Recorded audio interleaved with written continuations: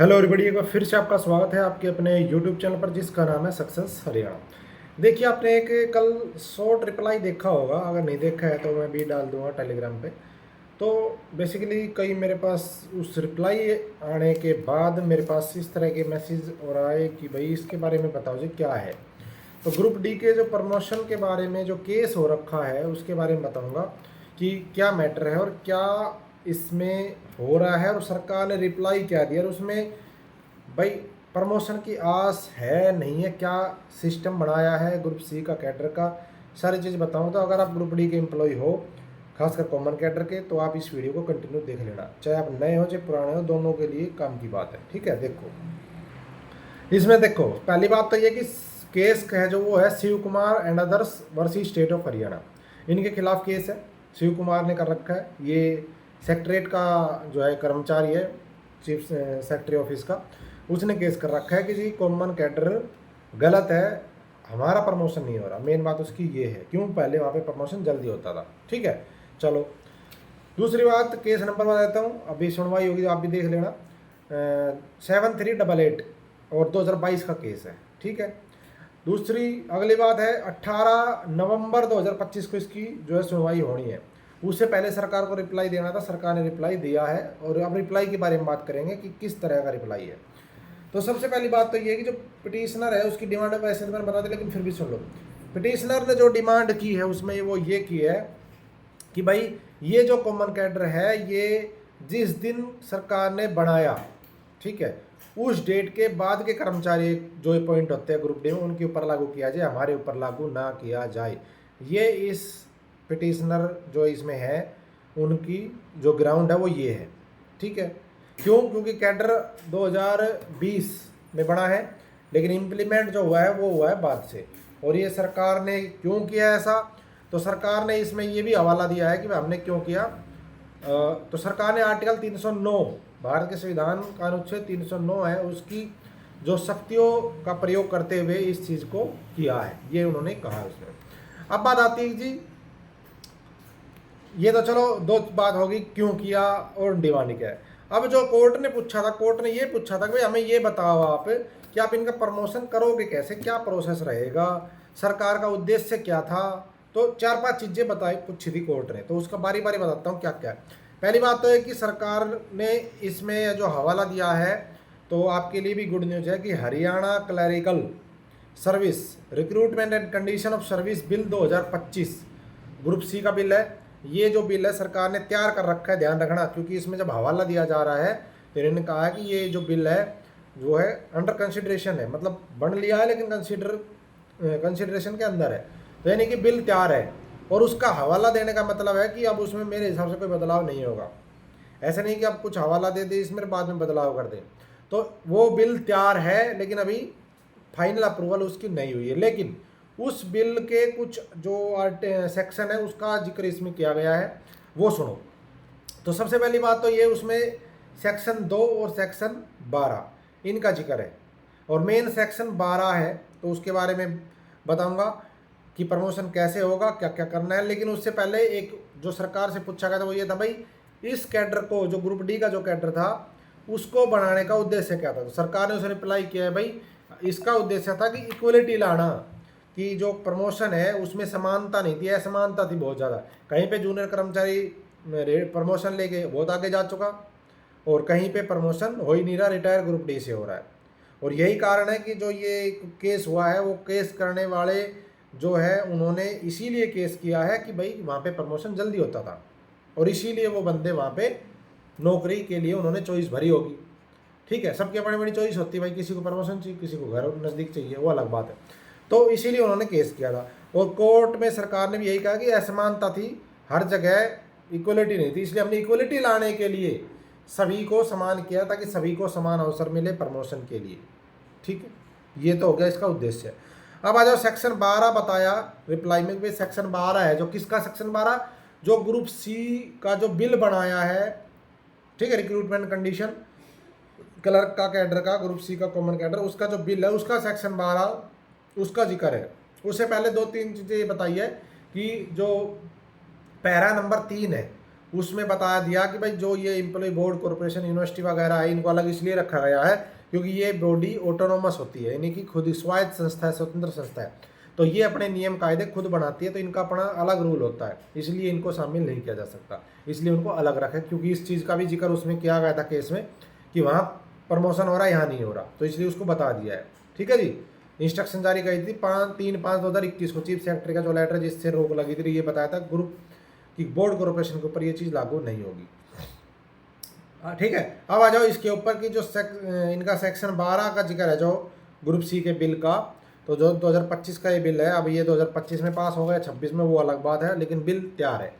अब इसमें बताया गया सेक्शन 12 में प्रमोशन कैसे होगा ग्रुप डी का, तो उसमें बताया गया पहला तो ये बताया गया है कि इसकी जो क्वालिफिकेशन है, किसकी, ग्रुप डी कर्मचारी की जो क्वालिफिकेशन है वो, चलो क्वालिफिकेशन से पहले एक चीज़ ये बताई है कि no matter of service shall be considered for promotion from one post to another unless is declared by the competent authority that he has satisfactorily completed the probation period on the group D post held by him। मतलब जो बंदा है उसने मतलब एक तरीके से अपना जो प्रोविशन पीरियड है वो सेटिस्फैक्ट्री कंप्लीट कर लिया हो, पहली बात तो ये होनी चाहिए। ठीक है। दूसरी जो चीज़ बताई है कि promotion from group D post to post of clerk, ध्यान देना, दो तरीके का प्रमोशन है इसमें, क्लर्क का एक इक्विवेलेंट जो पोस्ट है अदर देन क्लर्क उनका वो बताऊंगा। तो उसके क्लर्क के लिए क्या होगा, मेरिट कम सीनियरिटी के बेस पे प्रमोशन होगा।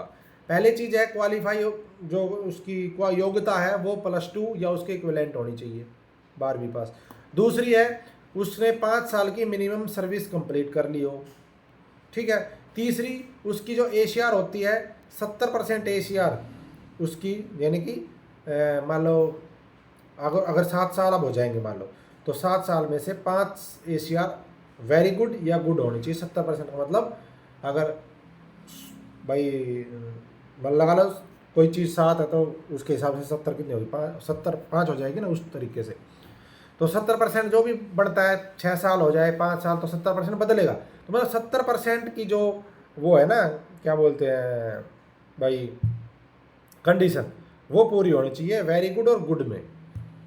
अगली बात, कोई डिपार्टमेंटल या जुडिशियल जो इंक्वायरी है कोई पेंडिंग नहीं होनी चाहिए, कोई किसी के खिलाफ कोई केस चल रहा हो पेंडिंग हो वो नहीं होना चाहिए। डिपार्टमेंटल कोई उसके ऊपर प्रोसीडिंग है वो पेंडिंग नहीं होनी चाहिए।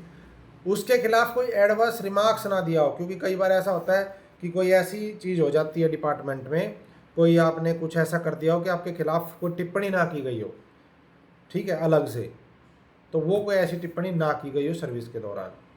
और सबसे इम्पोर्टेंट बात है SCTC पार्ट 1, ये भाई पूरा होना चाहिए। पूरा कैसे, पास होना चाहिए। अब SCTC पार्ट 1 क्या है, SCTC पार्ट 1 है जो कंप्यूटर का पेपर होता है वो, पार्ट 2 में टाइपिंग होती है, पार्ट 1 में पेपर होता है। तो जो पेपर है उसमें 50% मार्क्स आपके होने चाहिए। अब कुछ कहेंगे कि हमने तो कईयों ने पेपर दे भी दिया, वो अलग मैटर है, वो नहीं चलेगा। अभी जो आपका ये रूल बनने के बाद जब पेपर लिया जाएगा वो पास होना चाहिए, क्योंकि उसमें तो आपका पहले के रूल के हिसाब से आप उसमें पार्टिसिपेट कर ही नहीं सकते, लेकिन फिर भी बहुत सारे लोगों ने कर दिया। ठीक है। जब ये पेपर ये रूल बन जाएगा तब आर्टरॉन जब करवाया तो कॉमन कैडर का ऑप्शन आ जाएगा वहाँ पे, तो कई साथियों ने कर दिया, अच्छी बात है, आप दोबारा भी कर दोगे, लेकिन वो चलेगा नहीं। तो SCTC पार्ट 1 पहले होगा, ठीक है, उसके बाद प्रमोशन के लिए जो इसको क्लियर करेगा वही प्रमोशन के लिए कंसिडर किया जाएगा। ठीक है। अगला, कुछ को छूट दी गई है, जो डिसेबल एम्प्लॉय उनको छूट दी गई है SCTC पार्ट 1 से। जो फिजिकली डिसेबल पर्सन है, लेफ्ट या राइट हैंड से है, या कोई किसी का लिम्ब जो है वो कुछ है, मतलब इसमें बताइए विजुअली हैंडीकैप है और कई तरीके के हैं, तो वो जो है उनको छूट दी गई है। ऐसे तरीके से कुछ क्वालिफिकेशंस है पार्ट 1 में, क्या है, जिसने BTech कर रखी है IT से उसको छूट मिलेगी, पार्ट 1 देने की जरूरत नहीं है। ये अगला एग्जम्पशन दे रखा है इसमें, तो वो सारी चीज़ें हैं जो पहले से होती आई है वो ही रहेंगी सेम एग्जम्पशन की। ठीक है जी। इसके बाद आता है जी अगला कि भाई जो पोस्ट डिटेल सिलेबस पार्ट 1 का है वो सब बताया जाएगा, सब कुछ बताया जाएगा, इसमें नहीं है, उस कैडर के बिल में शेड्यूल E डाल रखा है उसमें है। ठीक है। उसके बाद फिर जो SCTC पार्ट 1 में अपीयर होंगे उनका डिक्लेयर किया जाएगा, रिजल्ट वगैरह 50% मार्क्स उनके होने चाहिए एटलीस्ट, तभी पास माना जाएगा वो। ओके। और मेरिट कम सीनियरिटी के बेस पे जो है वो भाई आपका प्रमोशन होगा SCTC पार्ट 1, उन्हीं को दिया बुलवाया जाएगा जो मेरिट कम सीनियरिटी में आएगा। अब कितने गुना होंगे वो अभी इसमें नहीं पता, वो बाद की बात है, ठीक है जी। लेकिन जो बंदा मिनिमम ले लेगा उसको seniority list common category employee है, उसको क्वालिफाई माना जाएगा। ये सब चीज़ चलो नॉर्मल है। अब आ जाओ इसके ऊपर, जब बंदा ये कर देगा प्रमोशन हो गया तो उसको पार्ट 2 देना है बाद में। पार्ट 2 देने के बाद आपको इंक्रीमेंट तभी मिलेगा जब पार्ट 2 क्लियर हो जाएगा। अगर टाइपिंग क्लियर नहीं होती तो आपको इंक्रीमेंट नहीं मिलेगा। और इसके लिए 30 वर्ड पर मिनट तो इंग्लिश की स्पीड है, 25 वर्ड पर मिनट हिंदी की, दोनों में से कोई एक कर देना, ठीक है, तो आपको इंक्रीमेंट आपको मिल जाएगा। अब भी वही रूल है, आगे वही रूल है, इसमें कोई बदलाव नहीं है। अब आ जाओ इसके ऊपर कि जो क्लर्क के अलावा जो पोस्ट है, ये तो बता दिया क्लर्क के प्रमोशन के लिए, लेकिन उसके इक्विवेलेंट जिनमें ग्रुप डी का प्रमोशन होके जो होता था, तो वो बताया है इसमें 6 नंबर पॉइंट है कि जो पोस्ट डिपार्टमेंट की ग्रुप सी की अदर देन क्लर्क है, जो प्रमोशन से फिल होती है ग्रुप डी से, तो उनके लिए क्या होगा कि एलिजिबिलिटी क्राइटेरिया जो डिपार्टमेंट ने तय कर रखा है, उसमें HRD का रोल नहीं होगा, जो डिपार्टमेंट ने तय कर रखा है उस एलिजिबिलिटी क्राइटेरिया के बेस पे अगर किसी डिपार्टमेंट में एक पोस्ट भरी जानी है, ड्राइवर की एग्जांपल ही, अब कौन सी पोस्ट है, ड्राइवर है, जेई का पेपर होता है, VLD है, सुपरवाइजर, और बहुत सारी अलग अलग डिपार्टमेंट में अलग अलग पोस्ट है। तो जो भी डिपार्टमेंट की पोस्ट है उस डिपार्टमेंट की उस पोस्ट के लिए जो क्वालिफिकेशन है वही क्वालिफिकेशन रहेगी, अलग नहीं होगी। अगर कहीं पे ये कह दिया कि भाई 8 साल का पर एक्सपीरियंस होना चाहिए और जेई के लिए मान लो डिप्लोमा होना चाहिए, डिग्री होनी चाहिए, तो वो रहेगी। तो एक पोस्ट के लिए 3 बंदों का पैनल बना के HRD डिपार्टमेंट को भेजेगा कि भाई ये 3 बंदे एलिजिबल हैं। जैसे आजकल जो जैसे कोई DGP बनाना है ना, आप देखो आपकी कितना तगड़ा वो बनाया है। अब DGP बनाने के लिए, चीफ सेक्रेटरी बनाने के लिए 3 बंदों का ही पैनल जाता है, ठीक है, सरकार भेजती भाई ये 3 बंदे हैं जो सीनियरिटी में ऊपर होते हैं। ये जरूरी नहीं जो पहली सीनियरिटी वाला वही प्रमोट होता है, नहीं, उन 3 में से UPSC तय करती है इंटरव्यू वगैरह जो भी कुछ करके वो किसको बनाना है। ऐसे ही इसमें कर दिया है। अब आप लोग देख लो कहाँ खड़े हो कि भाई 3 बंदों का पैनल भेजा जाएगा और उन 3 में से एक का प्रमोशन होगा उस पोस्ट पे जो डिपार्टमेंटल है। तो ये जो रोक लगी हुई है JEE VLD है, वो जब ये कैडर बन जाएगा उसके बाद वो सारी चीज़ें ठीक हो जाएंगी, ठीक है। अभी रोक इसलिए क्योंकि 2018 के बाद का सबका रोका हुआ है, चीफ सेक्रेटरी का 2021 का लेटर है उसकी वजह से। तो ये बात हो गई इसकी। अब आ जाओ मतलब कि प्रमोशन से रिलेटेड जो सारी चीज़ें वो सेक्शन 12 में बताई गई हैं। और सीनियरिटी मेरिट कम कॉमन सीनियरिटी से जो प्रमोशन होने वाला है। दूसरा प्रमोशन क्लर्क का जो प्रमोशन वो HRD के अकॉर्डिंग होगा क्योंकि उसका सारा सिस्टम कॉमन हो जाएगा। बाकी जो पोस्ट हैं वो HRD का रोल इतना रहेगा कि वो 3 बंदों की लिस्ट भेजेगा, एक पोस्ट के अगेंस्ट 3, जितनी पोस्ट होगी उसका 3 गुना भेजेगा। और प्रमोशन उसका डिपार्टमेंट तय करेगा कि भाई ये बंदे जो रिकमेंडेशन आई है ये हमारी इस पोस्ट के लिए। अब जैसे VLD है, अब VLDA का प्रमोशन के लिए भाई VLDA का कोर्स होना चाहिए, 5 साल की वो सर्विस होनी चाहिए। अब अगर HRD 3 बंदे ऐसे भेज दे जिनके पास VLDA का है ही नहीं कुछ, समझ गए। वैसे तो VLDA का कोर्स डिपार्टमेंट करवाता लेकिन वो 5% सीट रिजर्व है वहाँ पे। लेकिन ऐसा भी हो सकता है ना जिसके पास ऑलरेडी VLDA का और वो लगा हुआ हो, तो जो क्वालिफिकेशन पूरी करेगा उस पैनल में से डिपार्टमेंट उसको प्रमोशन करेगा। ऐसे ड्राइवर के लिए होगा, ठीक है, जो भी डिप्लोमा वो चाहिए लाइसेंस वगैरह वो होना चाहिए। तो ये चीज़ हो गई इस चीज़ इसमें। अब जो बोर्ड कॉर्पोरेशन का वो बता दिया, इसका जो उद्देश्य था वो मैंने बता दिया। तो बस इसमें यही है मेन बात।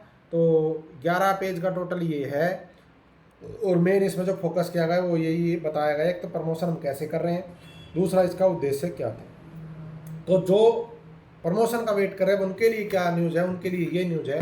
इसकी जो डेट है 18 नवंबर की जो डेट है वो लगी हुई है। अब उस दिन बहस होगी, हो सकता है 1-2 डेट और मिले, ठीक है, स्टे वगैरह कुछ है नहीं।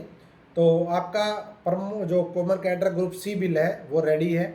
अब उसके ऊपर जोर अगर लगाया जाए कि उसको भाई इस मान जो ये विंटर सेशन है इसमें पास करवाया जाए, कुछ जोर लगाया जाए तो कुछ देखो।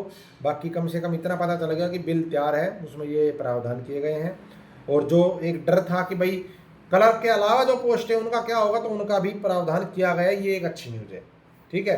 तो अब जितना जल्दी हो सके ये कुछ हो जाए तो बढ़िया है सबके लिए। बाकी मेन उद्देश्य था इसमें बताना कि क्या कुछ किया है, क्या उद्देश्य है। रिप्लाई मेरे अकॉर्डिंग ये रिप्लाई स्ट्रॉन्ग है और इसमें सरकार जितनी तय है ये पक्की बात है, ठीक है।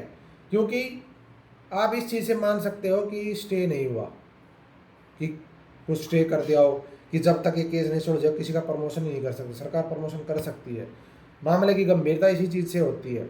बस इतना ज़रूर है जो बंदे इसमें इन्वॉल्व हैं उनका वैसे भी नहीं होना था कुछ, उनको डिपार्टमेंट जो ये ट्रांसफ़र हुए कॉमन कैडर के, जो डिपार्टमेंट चेंज हुए, ये कोई सरकार ने ज़बरदस्ती थोड़ी करी हुई, आपको करना पड़ेगा। उन्होंने तो वैसे स्टे ले लिया, वो खुद भी नहीं बदलवा पाए उसमें ट्रांसफ़र, या डिपार्टमेंट जो घर के पास आना चाहता था वो नहीं आ पाया, क्योंकि उन्होंने ये कह दिया कि हमारा ट्रांसफ़र नहीं होना चाहिए। सरकार ट्रांसफ़र कर कहाँ रही है? जो चीफ सेक्रेटरी में वो चीफ सेक्रेटरी में रहेगा, चाहे 10 साल और रह लो। सरकार ने कब कहा कि आप चेंज करके फील्ड में जाओ? नहीं, जिसकी इच्छा थी वो आया। तो बिना वजह उसमें स्टे लिया गया कि हमारा ट्रांसफ़र कहीं और ना किया जाए। ठीक है, जो हेडक्वार्टर के हैं, हेडक्वार्टर का तो हेडक्वार्टर में ही है, स्टे लेने की जरूरत क्या थी? जिसकी किसी की इच्छा थी वो और फंस गया उसमें बीच में, जो केस में आया अगर उसकी इच्छा हुई वो भी फंस गया। ठीक है, बाकी इसमें केस में ज़्यादा बंदे नहीं है, कुछ सेलेक्टेड ही हैं। तो अब देखते हैं इसमें क्या बहस होती है। बाकी सरकार चाहे तो प्रमोशन कर सकती है। थैंक यू, जय हिंद, जय भारत, जय हरियाणा। आगे कोई अपडेट होगी तो मैं शेयर करूंगा। मेरे चैनल को सब्सक्राइब कर देना। टेलीग्राम व्हाट्सएप का लिंक डिस्क्रिप्शन में, उसको जुड़ जाना। सभी कर्मचारी जुड़े हुए हैं, 21-22 हज़ार कर्मचारी जुड़ चुके हैं। धन्यवाद।